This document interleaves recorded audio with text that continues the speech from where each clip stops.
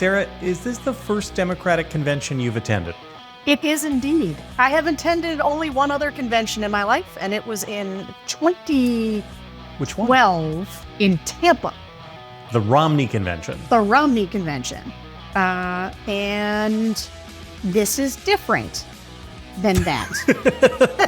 Hello, everyone. This is JVL here with my best friend, Sarah Longwell, publisher of the Bulwark. It's Wednesday. Look at that. It's Wednesday. And Sarah is in Chi-Town, Chicago, for the Democratic National Convention.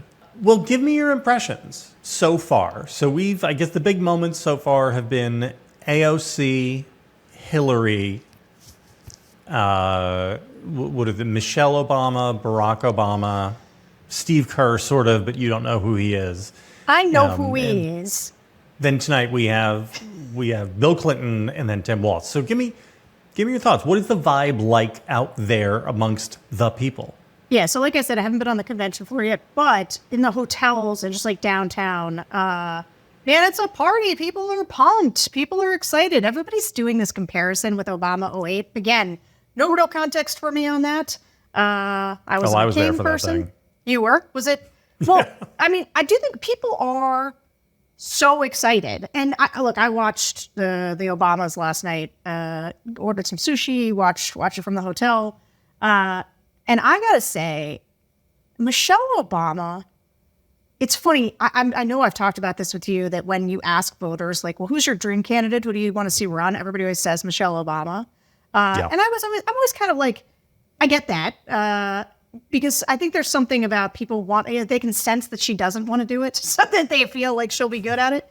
But I also just forgot that she is, without being a politician and without sounding like a politician, a rare political talent. She was, this is my impression of last night. I don't know. I haven't really actually talked to anybody about this yet, but I thought she was the best. Like, I thought Barack Obama was great, but he does sound like a politician when he talks. She talks like somebody who's a little reluctant, but feels the weight of the moment. And she talks like a human to other humans about why it's so important. And she is, and I'm just going to say, she is magnetic and beautiful, and she just wows. I don't know. I was blown away by her. I don't know what you thought. I mean, she's basically always like this. She's a very good speaker. And her affect is like she is the coolest and most popular mom in your mom friend group. Right? So like professional women all have these big mom friend groups, right? And they have text exchange, or at least I think. This is what I get from the outside being a guy. But, they'll have text change together. They talk about their jobs, and they talk about their kids and schools and stuff like that. And every once in a while, they're able to get together and have cocktails or have a book club or something. And I think that the way Michelle Obama comes off is that she's like the alpha version of that. She's the mom in that group that everybody adores and admires, and because she's great professionally and she's so smart, and she seems to have gotten the mom thing down okay too. Her children didn't go to jail. They've become successful people, right? And you're right. She doesn't feel like a politician. Yeah, although I gotta say, I mean, it's not that I disagree with your characterization as much as she just feels, because I don't want to say that the moms that you're discussing are small, but there's something about Michelle Obama that feels really larger than life to me.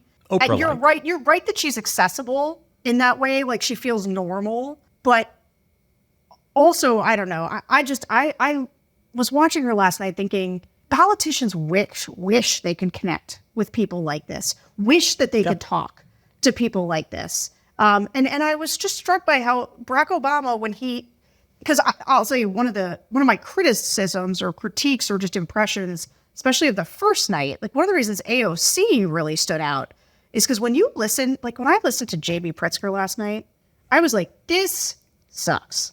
He made a joke about being a billionaire, like a real billionaire. And I was like, dude, have you ever talked to a normal human? What kind of a joke is that? Oh, cool. Great job. You're a real billionaire.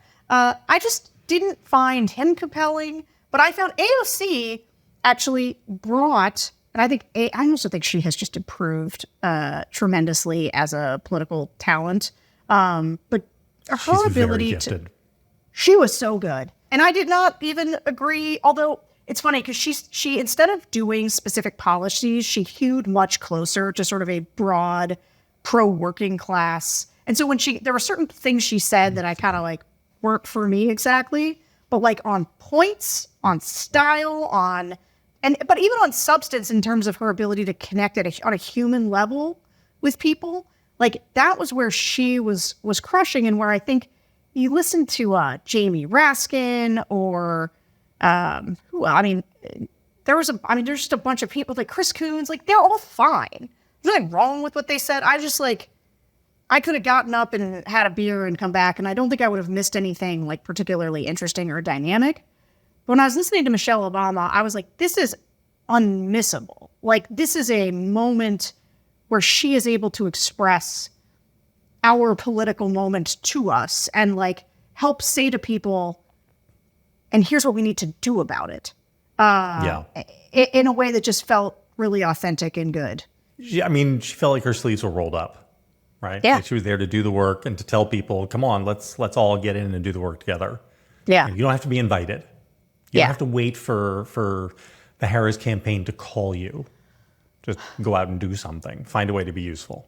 Yeah, but you know what it is? I guess, like, as I'm thinking about it now, part of what it feels hollow to me about the Pritzker and Raskin, even though they give perfectly fine talks, is that they don't feel equal to the moment, like the gravity of the moment and who Donald Trump is. And like, it doesn't feel like when they talk, they're giving us the deepest expression of all of our anxieties and like why this moment is so important. And it felt like Michelle Obama did do that. Like everyone else is kind of doing like pot shotty Trump things, which fine, Trump deserves all the pot shots, but it's like, I don't know that feels like the gravity of what we're facing and the way that she was able to articulate it. Yeah, I think I agree with that. And so tonight we got Bill Clinton and Tim Walz. Are you ready? Are you Walz-pilled? Have you been Walz-pilled? No, I'm right, but I really want to have this conversation because obviously, okay. I will say people have never been madder at me than me not like immediately getting like, because I took 5 minutes to be a little nostalgic about the missed opportunity with Shapiro. I didn't go and get myself Walz-pilled while I was on vacation. I have been watching him, and I do think, and I've been, obviously doing focus groups, and I do think that I think there's a couple things that the Republicans are catching him on some stuff that I think it's a little small ball. Like I've had to like really I had to really work to understand the military thing and like when somebody retires at a rank and how that's different from like active. And so it's like a technicality that I don't think matters, but they're making some hay about it. But I do find him kind. I do find him engaging when he talks. And the voters, more importantly than what I think, the voters, we did a swing voter group yesterday. I have a focus group pod right after this. About the swing voters. And they see him, I think, the way that Democrats wanted him to be seen, which is that people know he's a teacher. They know he's a coach. They like that about him.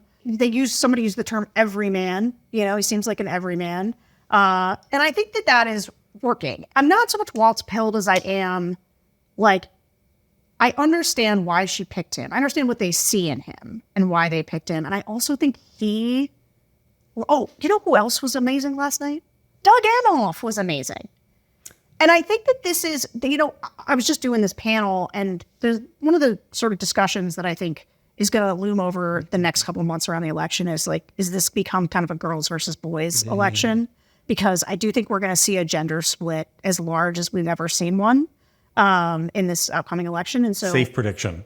Yeah, men. And so men are going to matter. And I think, convincing men to vote for Harris. And I think that Walz does a good job of building her up. I think to the extent that people were worried about would Shapiro be too much of a show horse, and I do think Walz does the big like I'm an everyman and I'm here to build a permission structure with other men for like why this woman is amazing. And I think that Doug does that incredibly well. Like Doug but like that's her husband, so it's different. But I think Waltz does that pretty well. Also, are you Waltz built? We'll tell you how he seems like somebody that you would start to fall in love with. No, I don't fall in love. But I mean, except with Joe Biden. Oh my God, except with Joe Biden. Yeah, okay. Yeah. Greatest president of our lifetime. I would say about Waltz, I could see a way in which he is Kamala's Travis Kelce.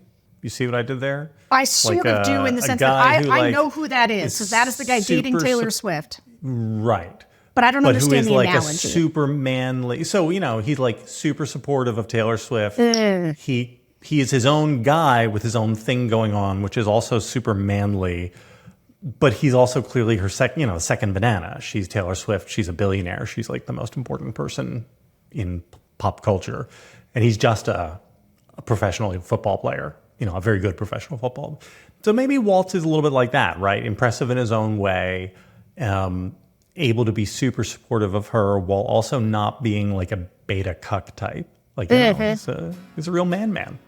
He actually knows how to coach football team, knows what a nickel defense is. I'll say this. Hey, Sarah, there's more show. Oh, there is?